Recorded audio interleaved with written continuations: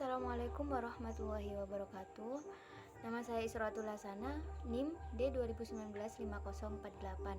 Di sini saya dari kelompok 9 yang akan mempresentasikan tentang kesulitan belajar.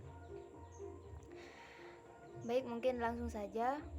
Kesulitan belajar merupakan suatu gejala yang nampak pada peserta didik yang ditandai dengan adanya prestasi belajar yang rendah atau di bawah normal yang telah ditetapkan. Menurut Ahmadi dan Supriyono, bahwa setiap individu memang tidak ada yang sama. Perbedaan individual ini pula lah yang menyebabkan perbedaan tingkah laku belajar di kalangan pendidik. Dalam keadaan di mana anak didik atau siswa tidak dapat belajar sebagaimana mestinya, itulah yang disebut dengan kesulitan belajar. Menurut Sleman yang dikutip oleh Hallahan dan Kaufman, terdapat 10 gejala yang sering dijumpai pada anak berkesulitan belajar. Di antaranya yang pertama itu hiperaktif, kedua gangguan persepsi motorik, 3 emosi yang labil, 4 kurang koordinasi, 5 gangguan perhatian, 6 impulsif, 7 gangguan memori dan berpikir, 8 kesulitan pada akademik khusus seperti membaca, matematika, dan menulis, 9 gangguan dalam berbicara dan mendengar, dan 10 yaitu yang terakhir hasil elektroencephalogram atau disingkat jadi EEG tidak teratur serta tanda neurologis yang tidak jelas. Karakteristik siswa yang kesulitan belajar. Umumnya, rata-rata siswa yang kesulitan belajar memiliki kemampuan persepsi yang rendah serta keterampilan psikomotor yang rendah pula. Namun, karakteristik siswa yang kesulitan belajar juga bisa berbeda-beda tergantung pada sebagaimana lingkungan serta kondisi genetika yang mereka miliki.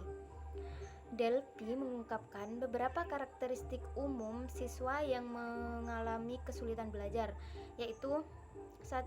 Kemampuan persepsi yang rendah, 2. Kesulitan menyadari tubuh sendiri, 3. Kelainan gerak. Faktor-faktor penyebab kesulitan belajar. Banyak hal yang dapat menghambat dan mengganggu kemajuan belajar, bahkan sering juga terjadi suatu kegagalan. Faktor-faktor yang menyebabkan kesulitan belajar pada pokoknya dapat digolongkan menjadi 2 faktor, yaitu faktor internal dan eksternal. Faktor internal meliputi kesehatan, faktor psikologis, intelijensi, minat, motivasi, dan bakat. Sedangkan faktor eksternal meliputi faktor orang tua dan faktor lingkungan sekitar, entah itu rumah, sekolah, maupun masyarakat sekitar. Selanjutnya, jenis-jenis kesulitan belajar. Ada beberapa jenis kesulitan belajar, antara lain 1. Disleksia.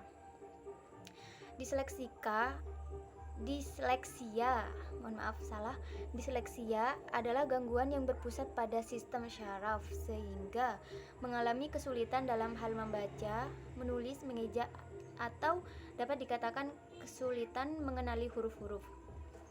2. Disgrafia. Disgrafia adalah kesulitan menulis baik berupa merangkai huruf dalam kata atau membuat kalimat lengkap. Anak-anak disgrafia cenderung menulis dengan sangat pelan.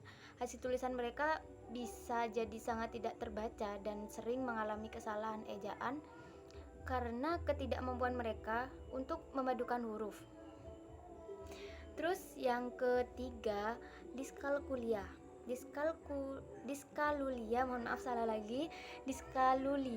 adalah kondisi di mana seorang anak memiliki kesulitan memecahkan soal matematika dan mengalami kesulitan menangkap konsep-konsep matematika dasar.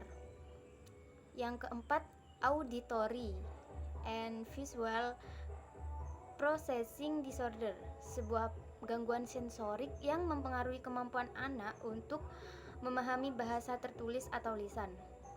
Yang nomor 5, non-verbal learning disability.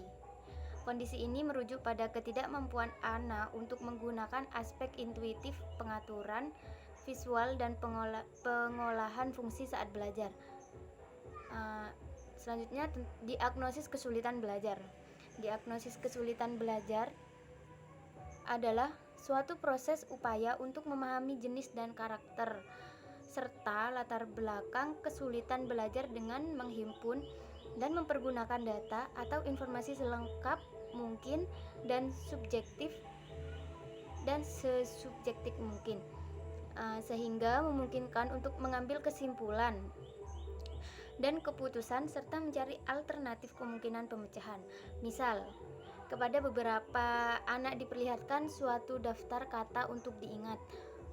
Anak normal secara spontan dapat mengkategorikan kata-kata tersebut agar mudah diingat, sedangkan anak yang berkesulitan belajar tidak mampu melakukan strategi tersebut. Baik, mungkin cuman itu saja dari saya. Kurang lebihnya mohon maaf. Wassalamualaikum warahmatullahi wabarakatuh.